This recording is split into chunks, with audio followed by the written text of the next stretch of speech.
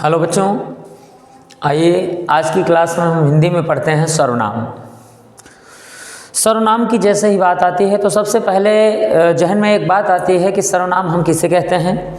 तो सबसे पहला प्रश्न ये बनता है कि ऐसे नाम जिनको हम किसी के नाम के साथ भी हम अगर जोड़ सकते हैं, किसी के नाम पर भी उनको हम प्रयोग कर सकते हैं, तो उसे हम लोग सर्वनाम कहते हैं। यानी कि कहने का आशय ये है कि एक ऐसा शब्द या एक ऐसा नाम जो किसी के नाम के आगे अगर हम बोल देते हैं, उसका नाम नहीं भी लेते हैं, तो अगर वह शब्द बोल देते हैं तो वह हर नाम के आगे फिट हो जाए, उसे हम लोग सर्वनाम कहते हैं। और दूसरा प्रश्न ये बनता है कि सर्वनाम में किस प्रकार के शब्द आते हैं। तो यहाँ पर बिल्कुल सामान्यतः अगर हम बात करें तो जैसे वह, वे, तुम, तुम्हें, ये सारे, हम, तुम, ये सारे शब्द आते हैं जिसे हम लोग सर्वनाम कहते हैं।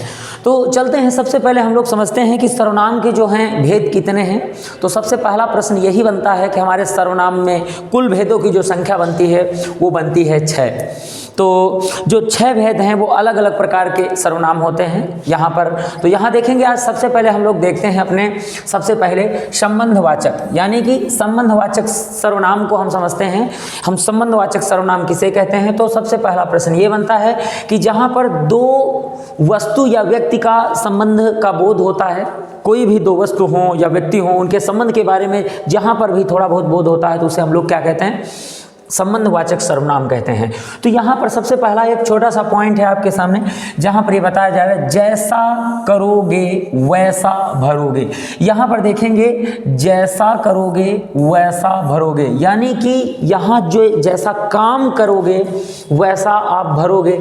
यानी कि इन संबंधवाचक में से देख पा रहे हैं कि जैसा, वैसा, तैसा या जो या सो, या फिर यहाँ पर सारे शब्द जो भी आपको दिखेंगे वो एक दूसरे के पूरक दिखते हैं। पूरक का मतलब होता है कि यहाँ पर दूसरे शब्द का प्रयोग किए बिना पहले का कोई उद्देश्य नहीं बनता है, और पहले का जो है वो दूसरे के बिना उद्देश्य नहीं बनता है। तो यहाँ पर प्रश्न जो संबंधवाचक में सर्वनाम में देखने को मिलता है, जैसा करोगे वैसा भरोगे। इसका दूसरा उदाहरण आप देख सकते हैं, यहाँ पर आप लिखा हुआ है जो आया है सो जाएगा। यानी कि जो, अगर हम देखते हैं जो आया है सो जाएगा, यानी कि यहाँ जिसके आने का जो संबंध बताया गया है तो उसके जाने का भी एक संबंध है, यानी जो आया है सो जाएगा।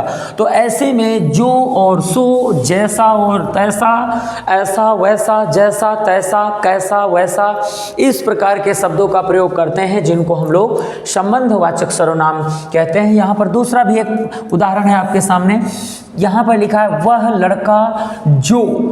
लड़का जो कल आया था वह पढ़ने में तेज है। यानी कि उस लड़के का संबंध बताया जा रहा है कि जो कल आया था वो पढ़ने में तेज है। यानी कि यहाँ पर जिस तरीके से संबंध बताया जा रहा है कि उसकी लड़के की तेजी से, या जो लड़का कल आया था उसके बारे की बात बताई जा रही है।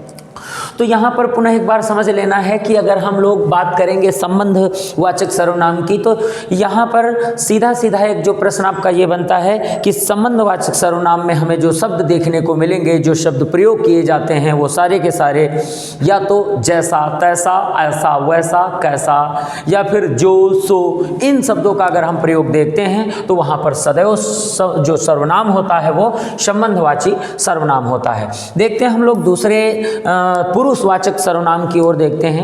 और पुरुषवाचक सर्वनाम क्या होते हैं। तो यहाँ पर एक बात बोली जा रही है कि ऐसे नाम जो पुरुषों के स्थान पर बोले जाते हैं, यानी पुरुषों के नाम पर बोले जाते हैं, परंतु उसमें होता क्या है, उसमें होता यह है कि उनमें से नामों से पढ़ने से उनमें स्त्रियों का भी बोध हो जाता है, यानी स्त्रियों का भी ज्ञान हो जाता है। ऐसा नहीं है, यानी कि वो नाम बोले तो जाते हैं पुरुषों के नाम के बदले, मगर उनमें हमें स्त्रियों का भी बोध होता है। तो ऐसे नामों को अगर हम समझते हैं तो सबसे पहले देखते हैं, इनको हम लोग पुरुषवाचक में इनको 3 माध्यम में बांटे हुए हैं, यानी 3 पार्ट में बांटे हैं। सबसे पहला बनता है उत्तम पुरुष और दूसरा बनता है मध्यम पुरुष और तीसरा बनता है अन्य पुरुष। यानी कि अगर हम बात करते हैं जो पुरुषवाचक सर्वनाम होते हैं उनके 3 छोटे छोटे भाग बना के पढ़े जाते हैं।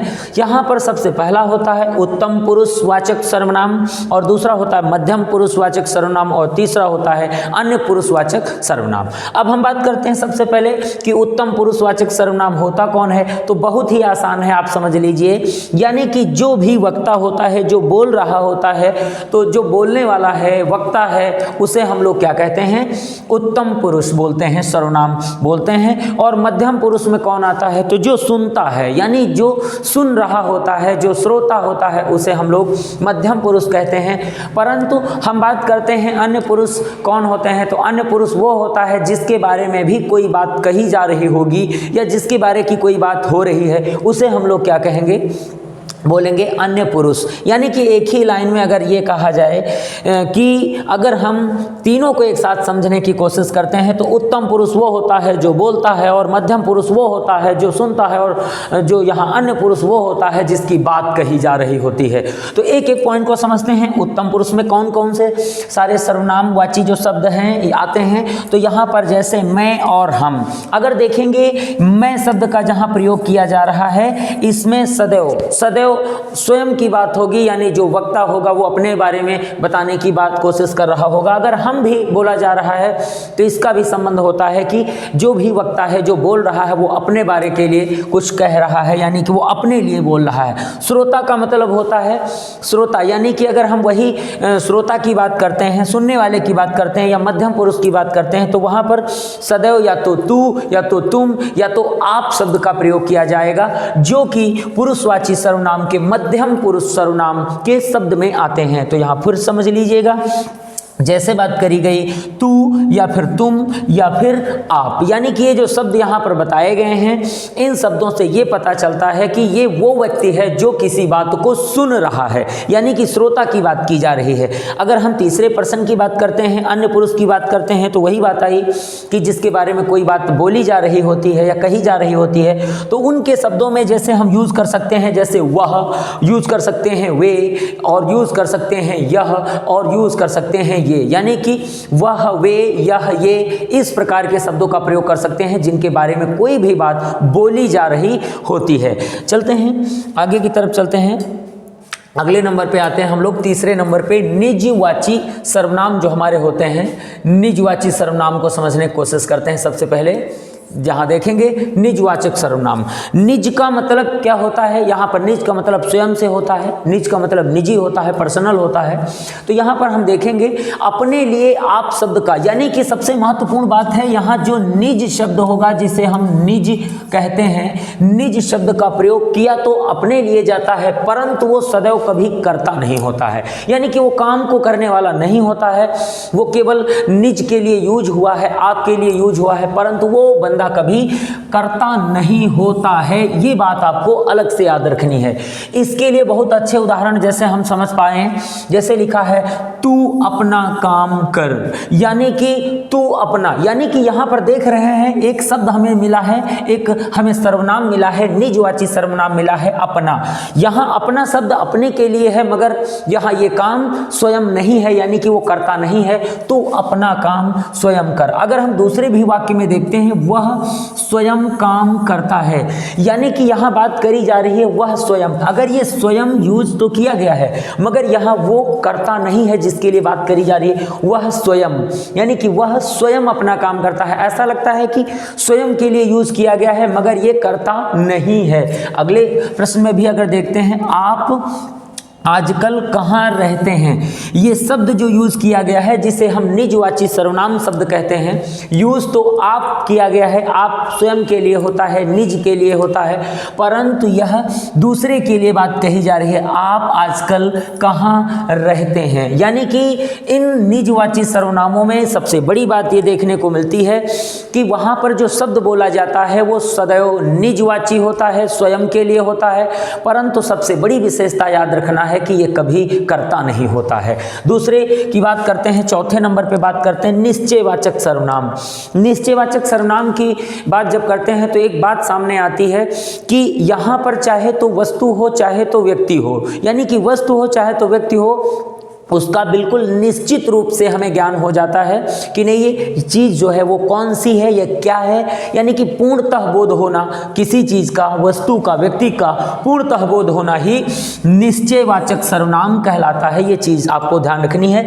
जैसे एक छोटा सा उदाहरण है कि वह अच्छा है, यानी कि अगर कोई भी आदमी किसी को बोलता है कि वह अच्छा है तो इसका मतलब वो बहुत भली भांति जानता है कि वो बंदा, वो पर्सन बहुत अच्छा है। या फिर दूसरी बात, यह बुरा है, जैसे बोला जा रहा है कि नहीं यह बुरा है, तो उसमें भी क्लियर होता है कि वो बुरा है, तभी उसके लिए बुरा बोला जाता है, यानी कि बिल्कुल क्लियर है कि वो बुरा ही है, बिल्कुल क्लियर है कि वह अच्छा ही है, यानी निश्चित है, क्लियर है, बिल्कुल निश्चित है। इसीलिए ऐसे सर्वनामिक शब्दों को, ऐसे वाक्यों को हम लोग सर्वनाम जो है कहते हैं निश्चयवाची सर्वनाम के नाम से जानते हैं। अगर अगला भी एक उदाहरण देखते हैं तो हम लोग यहाँ देख पा रहे हैं कि वे बुरे लोग हैं, यानी कि अगर हम किन्हीं लोगों के बारे में कुछ बोल रहे हैं, कुछ इकट्ठे लोगों के बारे में बोल रहे हैं, तो उनके बारे में कुछ न कुछ जरूर जानते होंगे बिल्कुल निश्चित रूप से कि वे बुरे लोग हैं, यानी कि वो बुरे हैं तभी उनको बुरा बोला जाएगा। या किसी को चोर कहने के पहले